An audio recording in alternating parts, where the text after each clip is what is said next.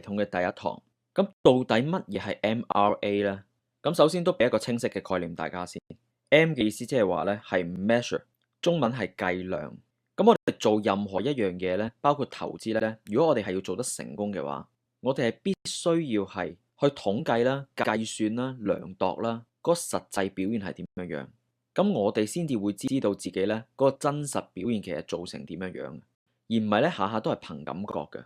因為當我哋好系統化咁樣認真咁去量度啦、統計啦、計算嘅時候咧，我哋先至會得到最客觀嘅事實。好啦，咁咩係 R 呢？ R 就係 review。當我哋做完咗統計之後，我哋就要去檢視呢啲嘅客觀嘅數據，唔單止係去睇下自己表現成點樣，你仲要去分析自己嘅表現，邊一啲地方係做得好嘅，仲要去知道點解自己係做得好，而有邊一啲地方係達到個平均值，以及好緊要嘅就係邊一啲地方我哋係做得未如理想，並且去思考同埋去揾出到底點解我哋會做得唔理想，個根源係喺邊一度。好啦，咁咩係 A 呢？ A 即係 adjust，即係話調整。當我哋檢視完啦，我哋知道自己點解做得好，點解做得差之後，然之後我哋就要 adjust 我哋嘅方法，我哋嘅心態，因為我哋之前已經做咗統計，並且已經係檢視咗出咗問題嘅地方嘅根源喺邊一度。咁你淨係知道咧係唔夠，你必須要咧付諸行動去調整啦、fine tune 啦、成個嘅計劃啦、策略啦同埋方法，務求係令到自己做得好嘅地方可以繼續保持，甚至乎做得更好；而做得未如理想嘅地方係得以糾正，個效益係有所提升。咁所以咧，如果你係要做交易係做得出色，你做投資要做得出色嘅話，你其實一定要定期去 MRA 自己個實際表現係點樣。咁其實絕大多數嘅投資者啦，又或者一般嘅散戶啦，佢哋去買賣股票咧，佢哋係唔會做 MRA 嘅。極其量咧，就只係去擲低自己一段時間之後贏咗幾多錢啊，輸咗幾多錢，係一個好空泛嘅數字，甚至乎有好多人都唔會咁樣做添，自己賺定蝕其實都唔知道添。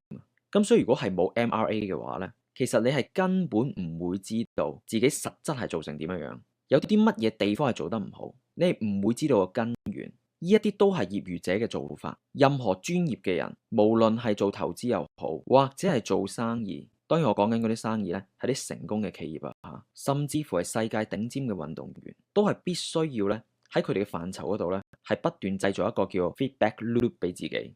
並且咧係一定會追求要掌握一啲實數據，從而就不斷去 MRA measure review adjust，咁樣你先至可以掃除自己嘅盲點，並且係不斷進步、不斷提升。咁所以如果你係想成為一個專業嘅投資者嘅話，無論你係打算全職去做股票，定係唔係全職去做股票啦，你都可以係繼續做緊你嘅生意或者做緊呢份工，然之後一路去投資噶嘛。但係如果你係想做到專業嘅水平，你又必須要咧係由今日開始去記錄晒自己嘅所有嘅交易，並且咧係定期拎出嚟 MRA measure review adjust。好啦，咁接下落嚟咧，我哋就會具體咁去講下，我哋可以喺邊啲嘅方面嚟到 MRA 自己嘅投資表現。嗱，首先第一樣嘢咧就係你每完成咗一個交易之後，你都必須要咧去為你嘅每個交易咧嚟到俾個分數自己。咁你最好咧就係喺你完成咗嗰筆交易之後，可能2至3個月之後咧，你就列印自己嗰一筆交易嘅圖表出嚟。嗱，譬如之前咧我交易過 Xilinx 呢隻股票啦，咁我喺呢筆交易完咗之後咧，咁啊過咗一段時間，我就會檢視自己嘅交易噶啦。因為咧喺我完成咗嗰筆交易之後，過咗幾個月之後咧，我就可以有一個事後嘅角度嚟到睇翻當時候我所做嘅投資決定係咪一個最優質嘅投資決定。嗱，呢個分數咧係同你嗰筆交易實質有冇贏錢係冇關係。就算你嗰筆交易係贏錢都好，個分數都可以低；就算嗰筆交易係輸錢都好，個分數都可以高。因為我頭先講過，個關鍵係到底嗰個投資決定係咪一個最優質嘅投資決定？因為有可能就算你係蝕錢都好，但係原來你已經係做咗你最應該做嘅事，你嗰個決定已經係一個最優質嘅決定，咁你呢單交易都可以係100分。因為點解呢？打個比喻，如果你係用緊一個啱嘅方法，就算偶然係失敗啦，但係長期嚟講你都會成功。而如果你係用一個錯誤嘅方法，就算你偶然係成功，但係你長期都會失敗。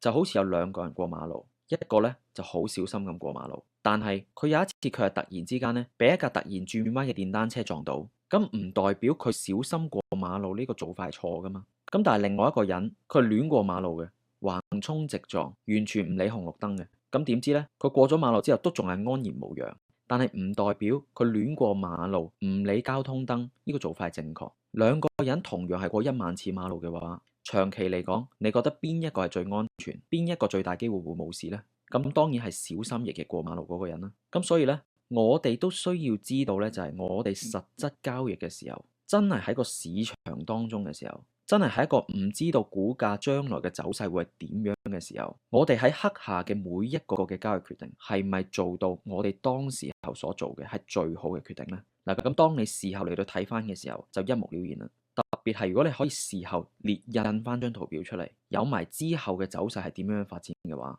再標示埋當時候你嘅買入點同埋賣出點嘅時候呢，咁你就可以有一個一目了然啦，有一個最宏觀嘅視野嚟到去清清楚楚咁樣睇到自己每一個嘅買賣決定係做成點樣樣，係咪一個高質嘅決定，以及自己喺當刻你嗰個行為係咪一個理性嘅行為，定係話係帶住情緒嘅投資行為。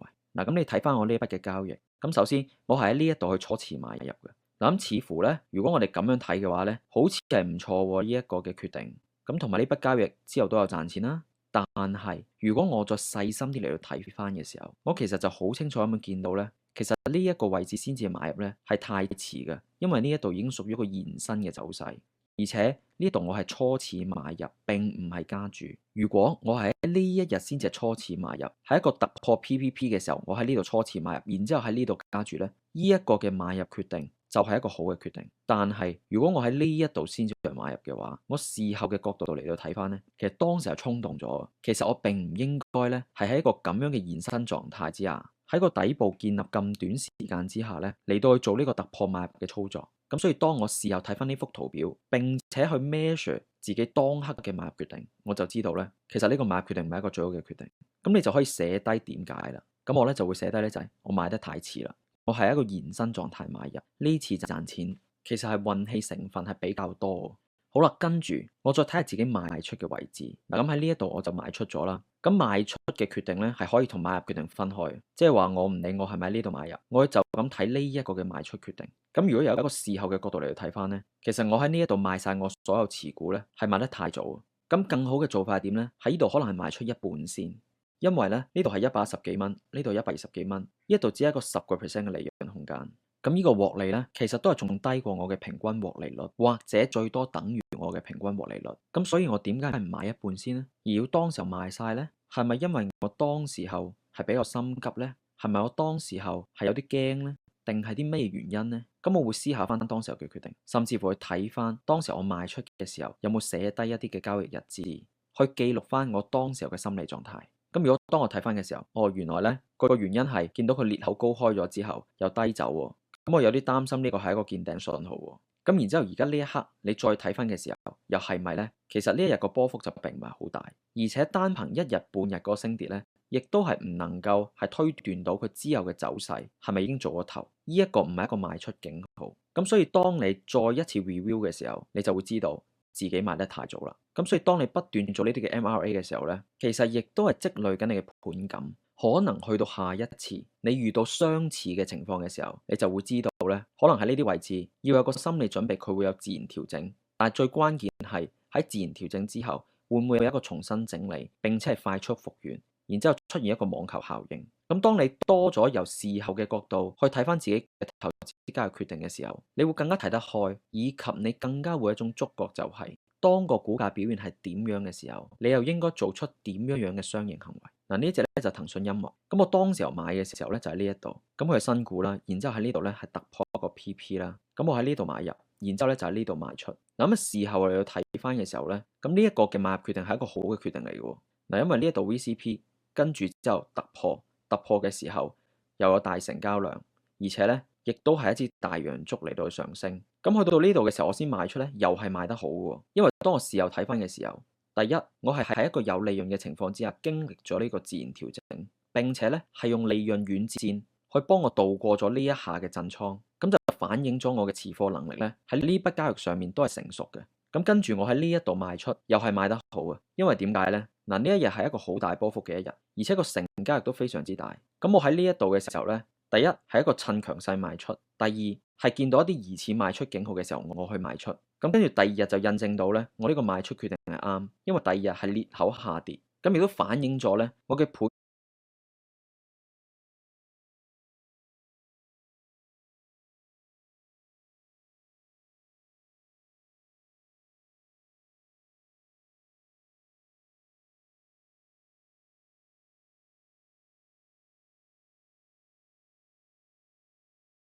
雖然最後嗰5%我都冇攞到，但係呢一個嘅賣出決定呢，都係一個果斷而明智嘅賣出決定。咁你就可以呢，係為自己去 mark 低呢賣得好同埋買得好。好啦，我哋再睇一個例子。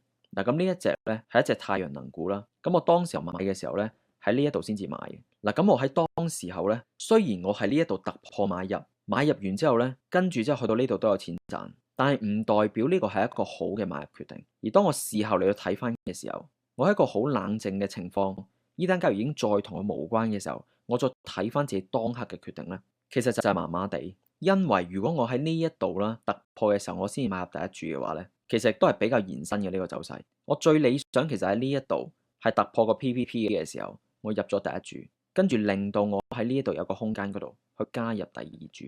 嗱，如果係一個咁樣嘅做法呢，就會相對好好多。因為去到嚟呢一度嘅時候呢，我已經係可以趁強勢賣出，咁我呢筆交易都會有錢賺。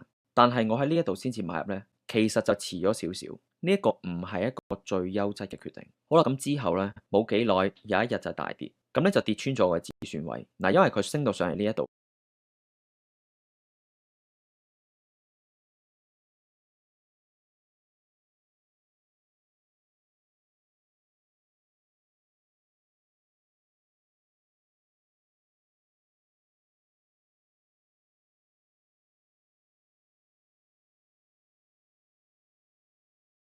買入得遲嘅，但係呢，如果我哋淨係睇呢個賣出嘅決定，姑勿論我哋之前係做咗一個啱定係錯嘅決定都好啦，就算呢一個呢係一個唔係太好嘅決定都好啦，而然之後我哋去做一個賣出嘅時候，如果係正確都好啦，我哋都要呢係 acknowledge 我哋當刻嘅賣出決定，買入同埋賣出我哋分開打分。嗱，咁喺呢一度呢，我就賣得好嘅，點解呢？因為第一，我係有跟足系統，將我嘅止損點喺已經有唔錯獲利嘅時候，係上移到去我嘅平均買入點，令到自己免除咗虧損嘅風險。咁呢個遵守紀律同埋遵守系統嘅行為係一個好嘅決定，所以呢個係買得好嘅第一點。就算我最後冇錢賺都好。咁第二呢，就係我賣完之後，佢就算之後反彈，我並冇買翻，因為根本冇買入點出現。咁所以喺呢度我賣出咗之後，我就徹底冇重新介入呢隻股票，亦都係一個賣得好嘅行為。咁第三呢，就係喺呢一日嘅時候呢，其實係一個賣出警號，因為跌破支撐啦，而且下跌嘅時候成交量好大啦，並且咧下跌嘅時候波幅好大啦。就算佢後邊抽翻上嚟都好啦，咁我都係不為所動，依然賣出咗之後就唔再理佢。咁所以就咁睇呢一日作為一個賣出警號，我喺呢一日賣出，亦都係一個賣得好嘅投資嘅決定。咁然之後由一個事後嘅角度去睇翻呢。咁呢一日賣出都係賣得好嘅。好啦，我哋再睇一個例子啦。嗱，咁呢就係 CXGG。咁我買嘅時候呢，就其實高追咗嘅。咁當時候呢，我就喺呢一度嚟到買入，突破咗前浪頂呢一度嚟到去買入。咁但係我有一個事後角度嚟睇翻呢，其實係衝動，因為呢一度已經係一個好延伸嘅漲勢。就算係用一個數學性止損都好啦，其實都唔係一個最理想嘅買入行為。咁雖然之後買入咗之後呢，佢係有一度向上升嘅。並且咧係以之後最高點計咧都有10幾個% 嘅利潤，咁但係都不足以咧嚟到肯定我當時候嗰個追入決定係一個最好嘅買入決定。咁所以呢個買入行為我就 mark 咗自己係太遲買入啦。理想嘅買入點咧其實喺呢一度突破咗 PPP 嗰刻喺呢度買入，設置止損位喺呢一個位置。但係我喺呢度先買咧就遲咗好多。好啦，跟住之後咧我幾時賣出咧？我喺呢一日先至係賣出嘅。咁呢筆交易咧，最後就蝕咗差唔多10個%啦。雖然就唔係話好多，以及喺事後嘅角度去睇翻，後來個股價係跌到落去28個幾，咁所以喺呢度賣出似乎都算係正確。咁但係我哋再細心嚟到去檢視嘅話，其實呢一日先賣出咧，都係太遲。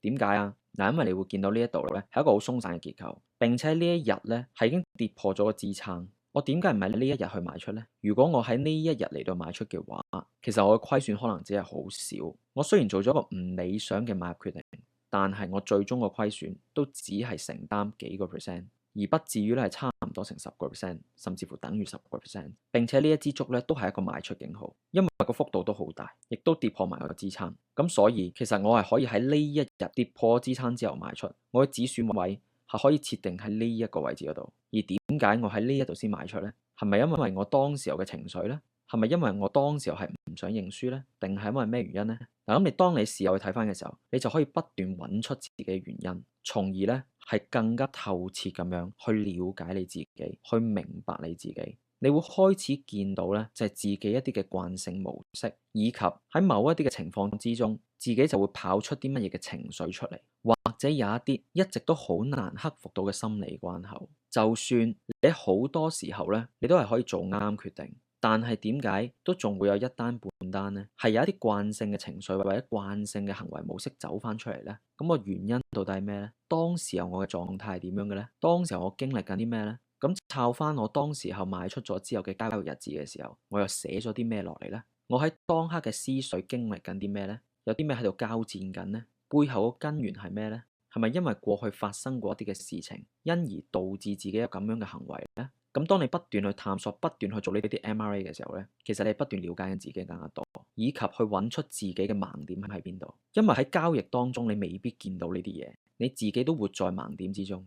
而當過咗一段時間之後，事後檢討、事後睇翻，你更加能夠揾到自己嘅盲點，並且出自己一啲犯錯嘅規律。然之後呢，你就可以 adjust，就係為自己去訂立一啲新嘅交易規條、新嘅交易原則。嚟到約束自己咧，係有機會再度跑出嗰啲慣性嘅行為模式。所以你見唔見到啊？系統啦、紀律啦、規條啦，其實係幫緊我哋嚟到約束自己，避免自己去跌入一啲慣性嘅錯誤當中，以及係排除我哋一切嘅情緒。咁就算到而家為止咧，偶然我都會犯錯。咁我過去係犯更加多錯，咁到而家咧我就犯少咗好多錯。但係我有時候偶然都會犯錯。咁所以就算到而家為止咧，我間中都可以為自己定到一啲新嘅規條，咁而呢啲新嘅交易規條呢，可能每個人都唔同，因為可能呢，就係我有一啲情緒或者我有一啲慣性嘅錯誤行為，係關於自己一啲深層次嘅問題，而可能你係冇，但係你亦都可能係有一啲又係屬於你一啲深層次嘅問題，而我係冇。